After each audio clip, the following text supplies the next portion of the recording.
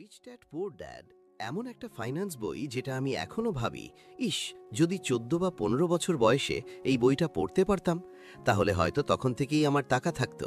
Career আর জীবনের সিদ্ধান্তগুলো তাহলে অন্যরকম হতো। এই বইটা শুধু টাকা উপার্জনের গল্প নয়, এটা টাকার মনস্তত্ত্ব শেখায়। আপনি যদি জীবনে কখনো ভেবে থাকেন আমি এত পরিশ্রম করি তবুও কেন এগোতে পারছি না, তাহলে এই বইটা আপনার জন্য।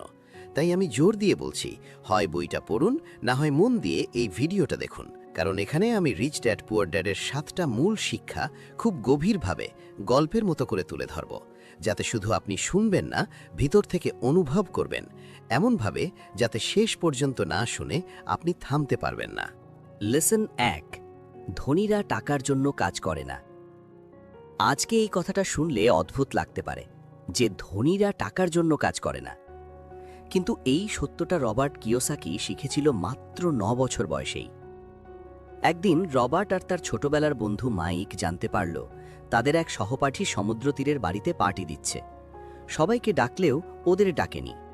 কারণটা খুব সোজা, ওরা গরিব ছিল। এই অপমানটা রবার্টের ভেতরে গভীর একটা প্রশ্ন জাগিয়ে দেয়। সে বাড়ি ফিরে বাবাকে জিজ্ঞেস করে, আমি কিভাবে ধনী হতে পারি? তার বাবার উত্তর ছিল খুবই পরিচিত, খুবই সাধারণ, আরও বেশি টাকা আয় করতে শিখতে হবে। কিন্তু আশ্চর্যের বিষয়, এত ছোট বয়সেই রবার্ট বুঝে গিয়েছিল এই কথাটা তাকে কখনো ধনী বানাবে না। এই বাবা, যাকে রবার্ট পরে পুয়ার ড্যাড বলে ডাকত, ছিলেন একজন শিক্ষক। আয় ভালো ছিল, সম্মান ছিল, কিন্তু মাস শেষ হলেই টাকা শেষ। দুশ্চিন্তা কখনো শেষ হতো না। রবার্ট আর মাইক যখন সত্যিই দেখালো যে তারা টাকা বানানো শিখতে চায়, তখন পুয়ার ড্যাড তাদের একটা অদ্ভুত পরামর্শ দিলেন। তিনি বললেন, মাইকের বাবার সঙ্গে কথা বলো। এই বাবাকেই রবার্ট পরে ডাকত রিচ ড্যাড নামে। কিন্তু এখানেই গল্পটা একটু ঘুরে যায়। দুজনেই অবাক হয়েছিল, তবু তারা দেখা করতে গেল। তিনি 8ম শ্রেণীও পাশ করেননি, তবু একের পর এক সফল ব্যবসা চালাচ্ছিলেন। সেদিন রিচ ড্যাড সরাসরি প্রশ্ন করলেন, তোমরা কি সত্যিই টাকা বানাতে শিখতে চাও? রবার্ট আর মাইক উত্তেজনায় মাথা নাড়ল। তখন রিচ ড্যাড বললেন, আমি তোমাদের শেখাবো, কিন্তু ক্লাসে বসিয়ে না। আমি তখনই শেখাবো যদি তোমরা আমার জন্য কাজ করো।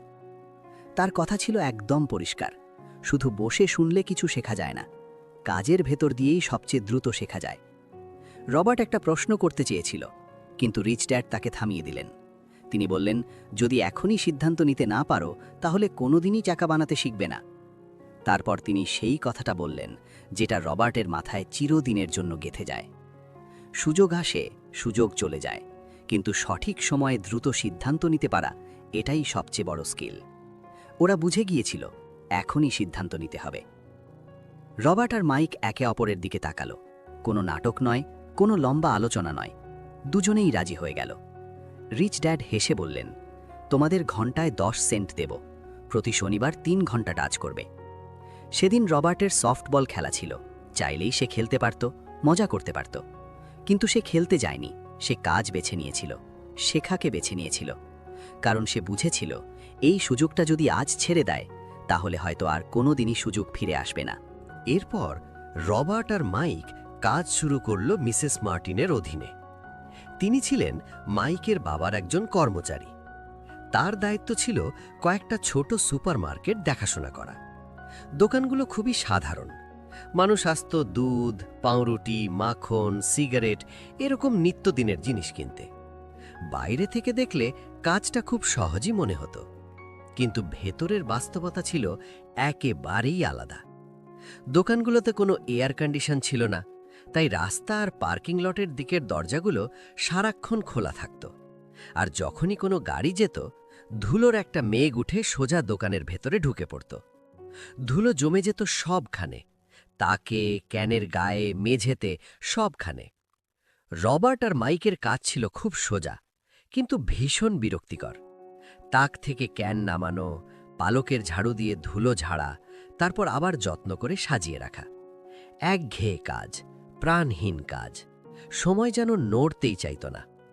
প্রতি শনিবার তারা 3 ঘন্টা করে কাজ করত, আর মজুরি মোটে 30 সেন্ট। তখন একটা কমিক বইয়ের দাম ছিল 10 সেন্ট, মানে 3 ঘন্টা খাটাখাটনি করে 3টে কমিক বই কেনার টাকা। স্বাভাবিকভাবেই এতে তাদের কোনো আনন্দ ছিল না। তারা কাজটা করছিল শুধু একটাই কারণে, টাকা বানানো শিখবে বলে। কিন্তু ৩ সপ্তাহ না যেতেই রবার্টের ভেতরে জমে থাকা বিরক্তি আর রাগ একসাথে ফেটে পড়ে। তার মনে হচ্ছিল সে যেন দাসের মতো কাজ করছে, ঘন্টায় মাত্র 10 সেন্টের জন্যে। আর সবচেয়ে কষ্টের কথা কি জানো? প্রথম দিনের পর থেকে সে আর একবারও মাইকের বাবাকে দেখেনি। যিনি বলেছিলেন শেখাবেন, তিনি যেন হাওয়ায় মিলিয়ে গেছেন। চতুর্থ সপ্তাহে লাঞ্চের সময় রবার্ট হঠাৎ মাইককে বলে বসে সে আর পারছে না, সে চাকরি ছেড়ে দিচ্ছে। স্কুল এমনিতেই তার কাছে বিরক্তিকর, তার উপর আবার শনিবারগুলো এভাবে নষ্ট করতে চায় না। তার কথা একদম পরিষ্কার, শেষ। কিন্তু ঠিক তখনই একটা অপ্রত্যাশিত ঘটনা ঘটে। মাইক হেসে ফেলে। রবার্ট অবাক হয়ে যায়। মাইক তখন খুব শান্ত গলায় বলে, আমার বাবা এটা আগেই জানতেন। সে বলে তার বাবা তাকে বলে রেখেছিলেন যেদিন রবার্ট ছেড়ে দিতে চাইবে ঠিক সেই দিন যেন সে বাবার সঙ্গে দেখা করে। এই কথা শুনে রবার্ট আরও রেগে যায়। তার মনে হয় এটা সব একটা সাজানো নাটক। কিন্তু মাইক ধীরে ধীরে বোঝায় তার বাবার শেখানোর পদ্ধতি রবার্টের বাবার মতো নয়। তিনি লেকচার দেন না, বেশি কথা বলেন না। তিনি শেখান অভিজ্ঞতার মাধ্যমে, চাপ দিয়ে, সময় দিয়ে, মানুষকে বাস্তবতার মুখোমুখি দাঁড় করিয়ে। রবার্ট একটু থেমে যায়, ভাবতে থাকে। শেষ পর্যন্ত সে রাজি হয়। পরের শনিবার সে মাইকের বাবার সঙ্গে দেখা করবে। শুধু একবার, শুধু শুনবে তিনি আসলে কি বলতে চান। রবার্ট যখন মাইকের বাড়িতে পৌঁছালো, তাকে লাইনে দাঁড়িয়ে অপেক্ষা করতে হলো পুরো ৪৫ মিনিট। সময়টা যেন ইচ্ছা করেই টেনে নেওয়া হচ্ছিল। শেষমেশ মাইকের বাবা যখন সামনে এলেন, রবার্ট আর নিজেকে ধরে রাখতে পারল না। তার ভেতরে জমে থাকা ধৈর্য আর রাগ দুটোই একসঙ্গে বেরিয়ে এলো। সে সরাসরি বলে ফেলল, তিনি নিজের কথা রাখেননি। তিনি তো বলেছিলেন কাজ করলে শেখাবেন, কিন্তু ৩ সপ্তাহ পেরিয়ে গেছে, কোনো শেখানো নেই। রবার্ট তাকে লোভী বলল, কর্মচারীদের সম্মান না করার অভিযোগ তুলল। কথাগুলো ছিল তীক্ষ্ণ, আবেগে ভরা। মাইকের বাবা খুব শান্তভাবে শুধু একটা প্রশ্ন করলেন, তোমার কাছে শেখানো মানে কি? কথা বলা, লেকচার দেওয়া? রবার্ট মাথা নেড়ে হ্যাঁ বলল। তখন রিচ ড্যাড ধীরে ধীরে এমন একটা কথা বললেন যেটা রবার্ট সারা জীবন ভুলতে পারেনি। তিনি বললেন, জীবনই সবচেয়ে বড় শিক্ষক। কিন্তু সমস্যা হল, জীবন বেশিরভাগ সময় কথা বলে না। তিনি বোঝালেন, জীবন আমাদের ধাক্কা দেয়, ইচ্ছা করেই দেয়, কারণ সে চায় আমরা কিছু শিখি। কিন্তু বেশিরভাগ মানুষ কি করে? কেউ সেই ধাক্কায় চুপচাপ পিষ্ট হয়ে যায়, কেউ আবার ভুল জায়গায় লড়াই শুরু করে। নিজের চাকরির সঙ্গে, বসের সঙ্গে, স্বামী বা স্ত্রীর সঙ্গে। রাগ, অভিযোগ, হতাশা সব ছুড়ে দেয় ভুল মানুষের দিকে। আর খুব অল্প কিছু মানুষ আছে যারা জীবনের এই ধাক্কাটাকে স্বাগত জানায়, যারা বোঝে এই ধাক্কার ভেতরেই লুকিয়ে আছে একটা শিক্ষা, একটা সুযোগ, বড় হওয়ার সুযোগ, শক্ত হওয়ার সুযোগ।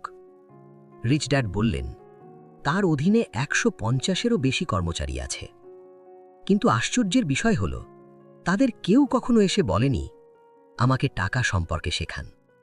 তারা শুধু চাকরি চেয়েছে, বেতন চেয়েছে, মাসের শেষে একটা চেক। কাজের পেছনের আসল উদ্দেশ্যটা তারা কোনোদিন বোঝার চেষ্টা করেনি। কিন্তু যেদিন মাইক এসে বলেছিল তারা দুজন সত্যিই টাকা বানানো শিখতে চায়, সেদিন তিনি আলাদা কিছু করার সিদ্ধান্ত নেন। তিনি এমন একটা শেখার প্রক্রিয়া বানান যেটা একদম জীবনের মতো, নকল নয়, আরামদায়ক নয়, বাস্তব। তিনি বললেন, আমি তোমাদের ঘন্টায় মাত্র 10 সেন্ট দিয়েছি কারণ আমি চাইছিলাম তোমরা রাগ করো, বিরক্ত হও, নিজেকে ছোট মনে করো। তারপর একটু থেমে তিনি যোগ করলেন, এই রাগটাই জীবনের ধাক্কা। এই ধাক্কা না পেলে তোমরা কখনোই বুঝতে পারতে না আমি আসলে কি শেখাতে চাই। লেসন 2, আর্থিক শিক্ষা কেন সবচেয়ে জরুরি। রবার্টকে যখনই কেউ জিজ্ঞেস করত, আপনি ধনী হওয়া শুরু করলেন কোথা থেকে, তিনি সবসময় একই উত্তর দিতেন, ঠিক সেই উত্তরটাই যেটা একদিন তার রিচ ড্যাড তাকে দিয়েছিলেন। তিনি বলতেন, ধনী হতে চাইলে আগে আর্থিকভাবে শিক্ষিত হতে হবে। শুনতে কথাটা খুব সহজ, কিন্তু বাস্তবে এটিই সবচেয়ে বেশি অবহেলিত সত্য। ধরুন হিসাব বিজ্ঞান, অ্যাকাউন্টিং। বেশিরভাগ মানুষের কাছে এটা বিরক্তিকর, জটিল, মাথা ঘুরিয়ে দেওয়া একটা বিষয়। কিন্তু সত্যি কথা হলো, আর্থিক সাফল্যের জন্য অ্যাকাউন্টিং ঠিক মেরুদণ্ডের মতো। রিচ ড্যাড এটা খুব ভালো করেই জানতেন। তাই তিনি কখনো ভারী ভাষা বা কঠিন বই নিয়ে বসেননি। তিনি ছবি এঁকে বোঝাতেন, সহজ শব্দ ব্যবহার করতেন, বাস্তব উদাহরণ দিতেন, যাতে ভয় না লাগে, যাতে বিষয়টা পরিষ্কার হয়। আর প্রথম যেটা তিনি শেখান, সেটা শুনতে অবিশ্বাস্য রকম সাধারণ: অ্যাসেট আর লায়াবিলিটির পার্থক্য। তিনি বলেছিলেন, ধনী হতে চাইলে তোমাদের শুধু একটাই কাজ করতে হবে, অ্যাসেট কিনবে। ব্যাস, এটাই পুরো সূত্র। এই কথা শুনে রবার্ট আর মাইকের হাসি পেয়েছিল। এতটাই সহজ, তাহলে সবাই ধনী নয় কেন? বড় বড় মানুষগুলো এটা বোঝে না কেন? সমস্যাটা এখানেই। বেশিরভাগ মানুষ টাকা সম্পর্কে যা জানে তা তারা শিখেছে ব্যাংকারদের কাছ থেকে, ফাইন্যান্সিয়াল প্ল্যানারদের কাছ থেকে, আর সমাজের প্রচলিত বিশ্বাস থেকে। কিন্তু তারা ভুলভাবে শেখে, আর সেই ভুল জ্ঞানটাই আজীবন আঁকড়ে ধরে রাখে। তাই তারা লায়াবিলিটি কেনে, ভাবতে থাকে এটাই অ্যাসেট।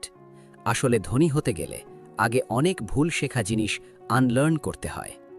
রবার্ট অ্যাসেট আর লায়াবিলিটিকে খুব সহজভাবে ব্যাখ্যা করেন। অ্যাসেট হলো যা আপনার পকেটে নিয়মিত টাকা ঢোকায়, আর লায়াবিলিটি হলো যা আপনার পকেট থেকে টাকা বের করে নেয়। ব্যাপারটা বুঝতে ক্যাশ ফ্লোর দিকে তাকালেই হয়। উপরে থাকে ইনকাম স্টেটমেন্ট, মানে টাকা আসছে কত, যাচ্ছে কত। নিচে থাকে ব্যালেন্স শিট, যেখানে অ্যাসেট আর লায়াবিলিটি মুখোমুখি দাঁড়িয়ে থাকে। নামটাই বলে দেয় এখানে ব্যালেন্স হওয়ার কথা। অ্যাসেট ইনকাম বাড়ায়, প্রতি মাসে টাকা দেয়। যেমন ধরুন, আপনার একটা বাড়ি আছে যেটা আপনি ভাড়া দিয়েছেন।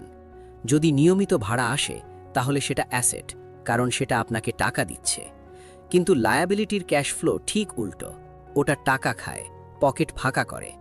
তাই ধনী হতে চাইলে নিয়মটা খুব পরিষ্কার: লায়াবিলিটি কমাও আর যতটা সম্ভব বেশি অ্যাসেট বানাও। এই সহজ ডায়াগ্রামগুলো দেখলেই বোঝা যায় কে কিভাবে নিজের টাকা সামলায়। রবার্ট বলেন, ঋণে ডুবে থাকা মানুষের বেশিরভাগই ভাবে আরও বেশি টাকা আয় করলেই সব ঠিক হয়ে যাবে। কিন্তু বাস্তবতা হলো, অনেক সময় বেশি টাকা সমস্যা কমায় না, বরং আরও বাড়িয়ে দেয়। তাই তো দেখা যায় লটারি জেতা মানুষ বা হঠাৎ উত্তরাধিকার সূত্রে টাকা পাওয়া মানুষ খুব দ্রুত সব হারিয়ে ফেলে। কারণ টাকা বাড়ে, কিন্তু খরচও সঙ্গে সঙ্গে বেড়ে যায়। যেটার অভাব থাকে সেটা হলো আর্থিক শিক্ষা। এই কারণেই দেখা যায় অনেকে নিজের পেশায় খুব সফল, খুব বুদ্ধিমান, কিন্তু টাকার ব্যাপারে সারা জীবন ভোগে। তারা শিখেছে কিভাবে টাকার জন্য কঠোর পরিশ্রম করতে হয়, কিন্তু শেখেনি কিভাবে টাকাকে নিজের জন্য কঠোর পরিশ্রম করাতে হয়। এখনও অনেক মানুষ বিশ্বাস করে নিজের বাড়ি মানেই অ্যাসেট, কিন্তু রবার্ট বলেন বেশিরভাগ ক্ষেত্রে বাড়ি আসলে লায়াবিলিটি, কারণ সেটা নিয়মিত আপনার পকেট থেকে টাকা বের করে নেয়, ট্যাক্স, মেরামত, নানা খরচে। এর মানে এই নয় যে আপনি কখনো বাড়ি কিনবেন না, অবশ্যই কিনতে পারেন, কিন্তু তার আগে এমন অ্যাসেট বানান যেগুলোর ক্যাশ ফ্লো দিয়ে বাড়ির খরচগুলো সহজে মেটানো যায়।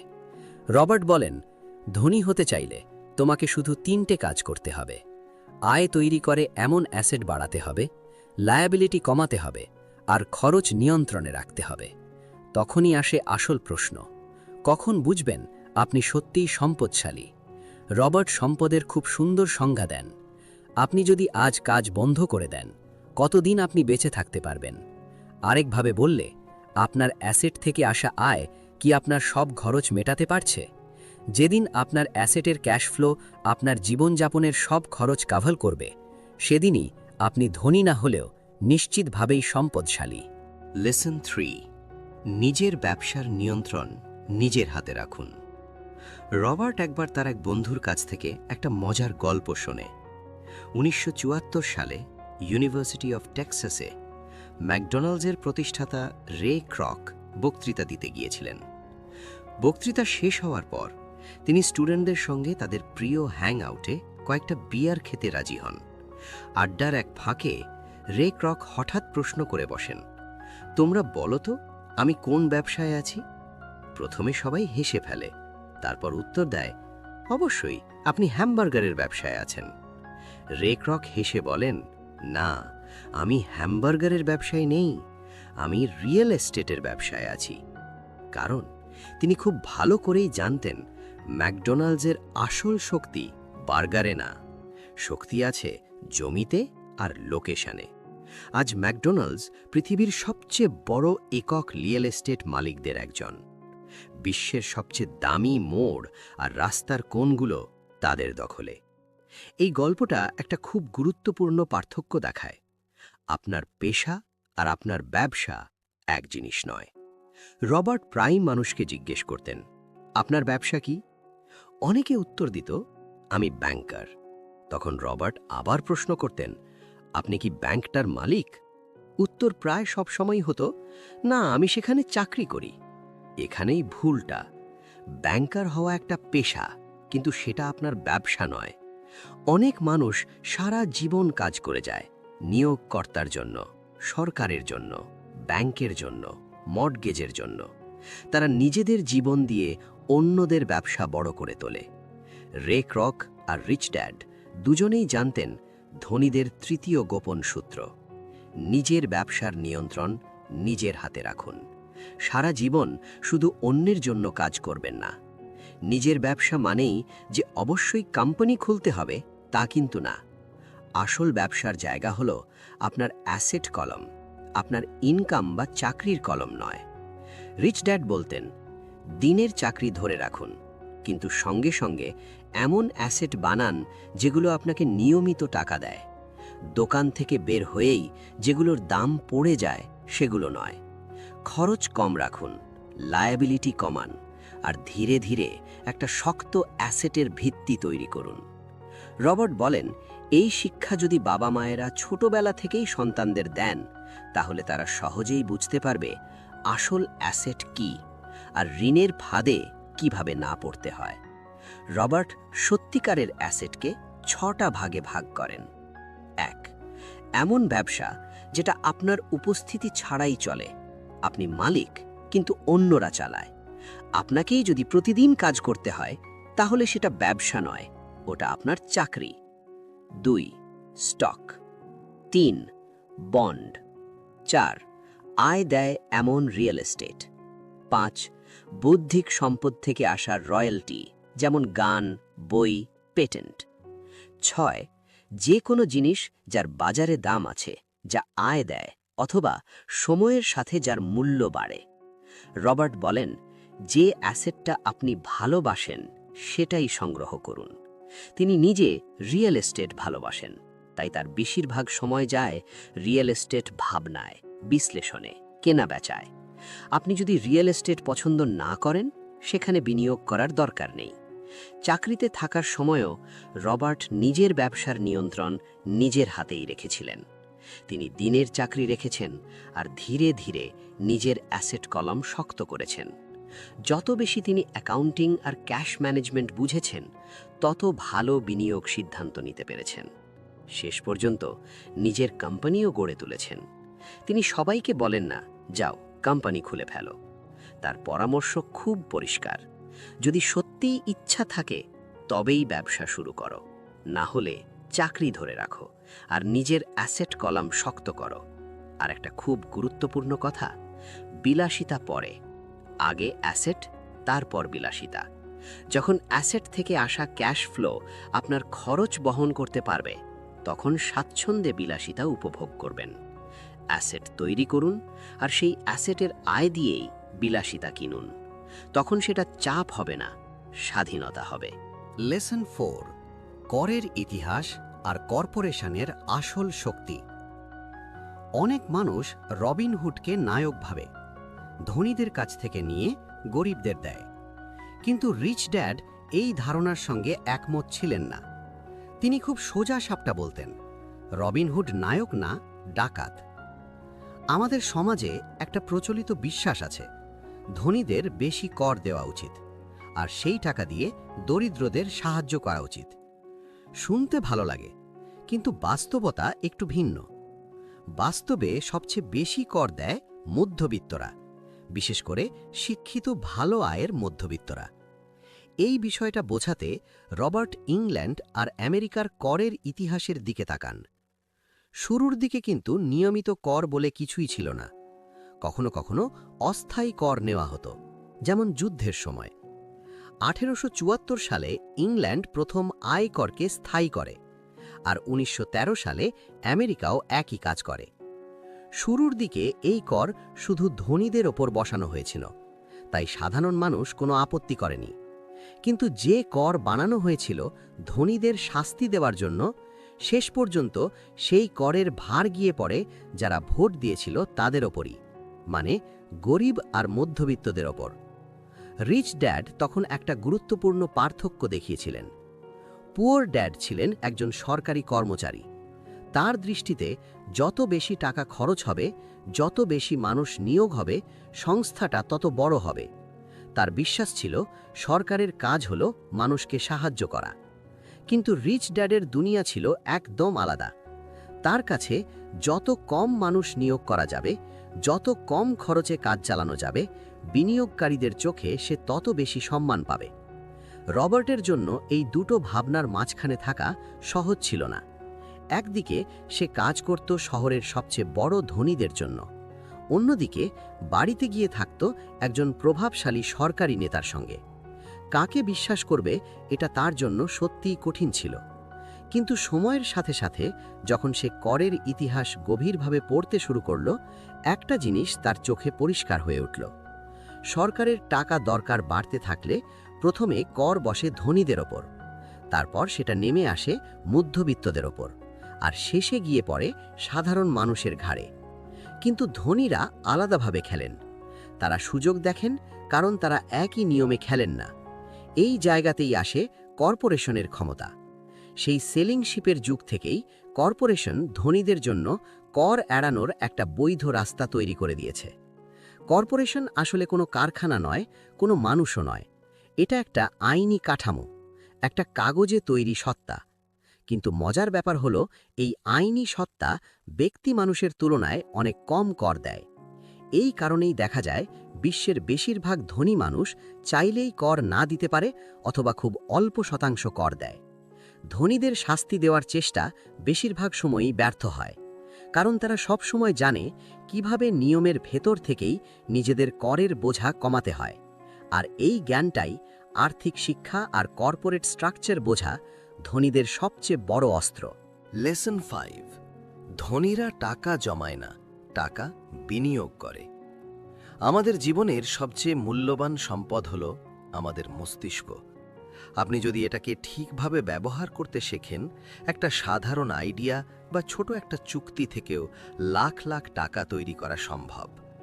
কিন্তু যদি আর্থিক বুদ্ধিমত্তা না বাড়ান, তাহলে সেই সুযোগগুলো চোখের সামনেই থাকলেও আপনি দেখতে পাবেন না।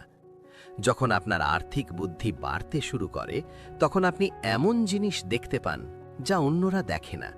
তখন মনে হয় যেন আপনি টাকা রোজগার করছেন না, বরং টাকা আবিষ্কার করছেন। এর একটা বাস্তব উদাহরণ দেন রবার্ট। 1990-এর দশকের শুরুতে আমেরিকার অ্যারিজোনার অর্থনীতি একেবারে ভেঙে পড়েছিল। চারদিকে আতঙ্ক, মানুষ বলছিল ভয়ঙ্কর মন্দা আসছে। কিন্তু সেই সময়ই রবার্ট আর তার স্ত্রী কিম সবচেয়ে বেশি টাকা আয় করেছিলেন। একবার তারা দেখলেন একটা বাড়ির বাজার মূল্য $৭৫,০০০, কিন্তু পরিস্থিতির কারণে সেই বাড়িটা তারা কিনলেন মাত্র $২০,০০০। ডাউন পেমেন্ট দিতে লাগবে $২,০০০, কিন্তু তাদের কাছে সেই টাকা ছিল না। তারা এক বন্ধুর কাছে গেলেন, বললেন $২,০০০ ধার দাও, ফি হিসেবে $200 পাবে। বন্ধু রাজি হয়ে গেল। বাড়ি কেনার কাগজপত্র চলার মধ্যেই রবার্ট একই বাড়ির বিজ্ঞাপন দিলেন $৬০,০০০। শর্ত একটাই, ক্রেতাকে কোনো ডাউন পেমেন্ট দিতে হবে না। যেই মুহূর্তে বাড়িটা আইনগতভাবে তাদের নামে এলো, ঠিক তখনই মিনিটের মধ্যে বাড়িটা বিক্রি হয়ে গেল। ফলাফল, প্রায় শূন্য থেকে $৪০,০০০ তৈরি। মোট সময় লেগেছে মাত্র 5 ঘন্টা। এই গল্পটা খুব পরিষ্কারভাবে একটা কথা বলে, যদি আপনি আপনার আর্থিক বুদ্ধিমত্তা বাড়ান আর অন্যরা যা মিস করছে তা দেখতে পারেন, তাহলে শুধু আইডিয়া থেকেই লাখ লাখ টাকা তৈরি করা সম্ভব। রবার্ট বলেন, বাজার উঠবে, আবার নামবে, বিনিয়োগ আসবে আবার চলে যাবে, কিন্তু পৃথিবী সব সময় আপনার সামনে এক জীবনের সুযোগ রেখে দেয়। প্রশ্ন হলো, আপনি সেটা দেখতে পারেন কিনা। যত বেশি আপনি আপনার আর্থিক আইকিউ গড়ে তুলবেন, যেটা সময় নেয়, তত বেশি সুযোগ আপনার সামনে নিজে থেকেই ধরা দেবে। আমাদের পৃথিবী সামনে বিশাল পরিবর্তনের মুখে, কিন্তু আর্থিকভাবে বুদ্ধিমান মানুষ এই পরিবর্তনকে ভয় দিয়ে দেখে না, তারা দেখে উত্তেজনা দিয়ে। তারা সুযোগ দেখে, এগিয়ে যায়, পদক্ষেপ নেয়। আর বাকিরা ভয়ের কারণে মাঠের পাশে দাঁড়িয়ে থাকে, শুধু অন্যদের সাহসী সিদ্ধান্ত দেখতে থাকে। রবার্ট আরেকটা গুরুত্বপূর্ণ কথা বলেন। ৩০০ বছর আগে সম্পদ মানে ছিল জমি, তারপর সম্পদ গেল কারখানা আর উৎপাদনের হাতে। আর আজ সম্পদ হলো তথ্য, কিন্তু তথ্য এখন আলোর গতিতে সারা পৃথিবী ঘুরে বেড়ায়। সময় যত যাবে এই গতি তত বাড়বে, আর যারা আর্থিকভাবে প্রস্তুত তাদের জন্য ভবিষ্যৎ ভয় নয়, একটা বিশাল সুযোগ। লেসন 6, শেখার জন্য কাজ করুন, শুধু টাকার জন্য নয়। কয়েক বছর আগে সিঙ্গাপুরে এক সাংবাদিক রবার্টের সাক্ষাৎকার নেন। আলাপ চলাকালীন সাংবাদিকটি জানান তিনি চান রবার্টের মতো বেস্ট সেলার লেখক হবেন, কিন্তু তার উপন্যাসগুলো, যা অনেকে অসাধারণ বলতো, কখনো ভালো বিক্রি হয়নি। রবার্ট তাকে পরামর্শ দেন, আপনি বিক্রয় শিখুন, কোনো সেলস কোর্স করুন। সাংবাদিকের মুখ বাঁকল। তিনি বললেন, আমার ইংরেজি সাহিত্য মাস্টার্স আছে, বিক্রি শিখলে আমার কি হবে? তিনিও বিক্রয় কর্মীদের ঘৃণা করতেন। রবার্ট জোর দিলেন, বেস্ট সেলার হতে হলে শুধু লেখা যথেষ্ট নয়। তবে সাংবাদিক উত্তর দিলেন, আমি এত নিচে নামব না যে বিক্রি শিখব। সেই সাক্ষাৎকার শেষ, তিনি চলে গেলেন। এটা আমাদের চারপাশের অনেক প্রতিভাবান মানুষের গল্পের মতো। তারা খুবই দক্ষ, কিন্তু আর্থিকভাবে পিছিয়ে থাকে, একইভাবে সেই সাংবাদিকের মতো। একজন ব্যবসায়িক পরামর্শদাতা বলেছেন, অনেক মানুষ মহত্বের থেকে শুধু এক ছোট্ট দক্ষতার দূরত্বে থাকে, কিন্তু তারা শুধু জানে কিভাবে কঠোর পরিশ্রম করতে হয়, অর্থের জগতে দক্ষতা শিখতে ভুলে যায়। যদি সেই সাংবাদিক কিছু বিক্রয় কোর্স নিতেন, কোনো বিজ্ঞাপন সংস্থায় কাজ করতেন, তাহলে তিনি বিক্রয় শিখতে পারতেন। তারপর সেই জ্ঞান ব্যবহার করে তিনি আরও বেশি উপন্যাস বিক্রি করতে পারতেন। যখন রবার্ট তার প্রথম বই প্রকাশ করেছিলেন, if you want to be rich and happy, don't go to school, একজন প্রকাশক পরামর্শ দেন, শিরোনাম বদলিয়ে দি ইকোনমিক্স অফ এডুকেশন রাখুন। কিন্তু রবার্ট জানতেন এটি বিক্রি করবে না। তিনি এমন শিরোনাম বেছে নিলেন যা বিতর্ক সৃষ্টি করবে। ফলাফল, আরও বেশি টিভি, রেডিও শো এবং সফল বিক্রি। রিচ ড্যাড সবসময় বলতেন, অল্প অল্প করে সব কিছু শিখুন। সেই কারণেই ছোটবেলায় রবার্ট এবং মাইক এত ধরনের কাজ করেছিলেন। তাদের লক্ষ্য ছিল বিভিন্ন অভিজ্ঞতা অর্জন করা। বেশিরভাগ মানুষ শুধু নিরাপদ চাকরির জন্য কঠোর পরিশ্রম করে। তাদের লক্ষ্য মাসিক বেতন, সুবিধা। কিন্তু রিচ ড্যাড বলেন, আপনি এমন কাজ খুঁজুন যা আপনার প্রয়োজনীয় দক্ষতা শেখাবে। দীর্ঘমেয়াদী দৃষ্টিভঙ্গি নিন। কাজ শুধু টাকার জন্য নয়, নিশ্চয়তার জন্য নয়। দ্বিতীয় কোনো কাজ নিন যা আপনাকে নতুন দক্ষতা শেখাবে। পুয়ার ড্যাড চাইতেন রবার্ট এক বিশেষ ক্ষেত্রে দক্ষ হোক, কিন্তু দেখা গেল বেশি বিশেষায়িত হলে মানুষ সেই সীমায় আটকে যায়, নির্ভরশীল হয়ে পড়ে। রিচ ড্যাড অন্যদিকে উৎসাহ দিতেন বিভিন্ন ব্যবসায়িক অভিজ্ঞতা অর্জন করতে। রবার্ট বলেন, সফলতার জন্য মূল দক্ষতাগুলো হল: ১. Cash flow management, ২. System management, ৩. মানুষ পরিচালনা, আর সবচেয়ে গুরুত্বপূর্ণ বিশেষায়িত দক্ষতা বিক্রয় এবং মার্কেটিং।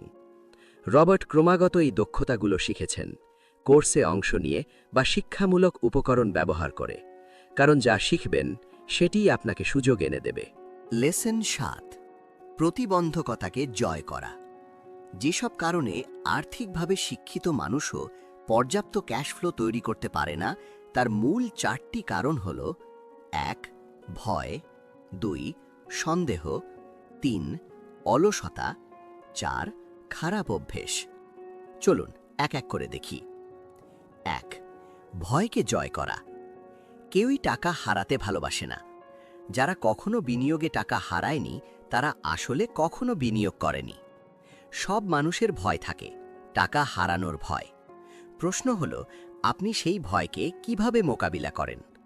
রবার্ট বলেন, আমি এমন কোনো ধনীর সঙ্গে দেখা করিনি যারা কখনো টাকা হারায়নি, কিন্তু তারা কখনো ভয়কে তাদের সিদ্ধান্তে বাধা দেয় না।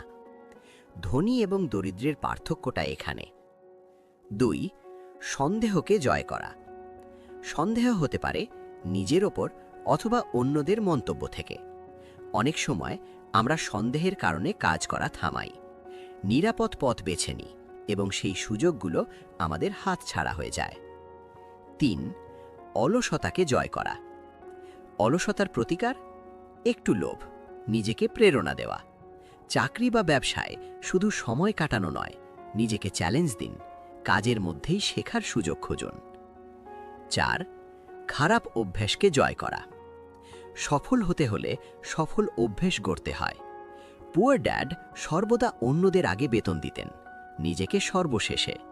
ফলস্বরূপ তার কাছে প্রায়শই কিছু বাকি থাকত না। রিচ ড্যাডের বিপরীত, তিনি সবসময় নিজেকে প্রথমে দেন, যদি কিছু টাকা কম থাকলেও। কারণ তিনি জানতেন সরকারি ঋণদাতারা যদি তাদের না দেন, অভিযোগ করবে। এটা তাকে নতুন আয়ের পথ খুঁজতে প্রেরণা দিত। নিজেকে সর্বশেষে রাখলে হয়তো চাপ অনুভব হতো, কিন্তু নিজেকে প্রথমে রাখলে তৈরি হয় উৎপাদনশীল চাপ, যা তাকে শক্তিশালী এবং আত্মনির্ভর বানিয়েছে। চূড়ান্ত বার্তা হল, ভয়, সন্দেহ, অলসতা ও খারাপ অভ্যেসকে জয় করুন, কারণ এগুলোই মূল প্রতিবন্ধকতা। এগুলো পেরোলেই আর্থিক স্বাধীনতা এবং ধনী হওয়ার পথ উন্মুক্ত। এই ভিডিওতে এতটুকুই। আশা করি আপনাদের জন্য কিছু নতুন শেখার বিষয় ছিল। সময় দিয়ে ভিডিওটি দেখার জন্য আপনাদের সবাইকে ধন্যবাদ। যদি ভিডিওটি ভালো লেগে থাকে, লাইক, শেয়ার এবং সাবস্ক্রাইব করতে ভুলবেন না। আপনারা যা শিখেছেন সেটা প্রয়োগ করতে চেষ্টা করবেন, কারণ জ্ঞানই আসল শক্তি।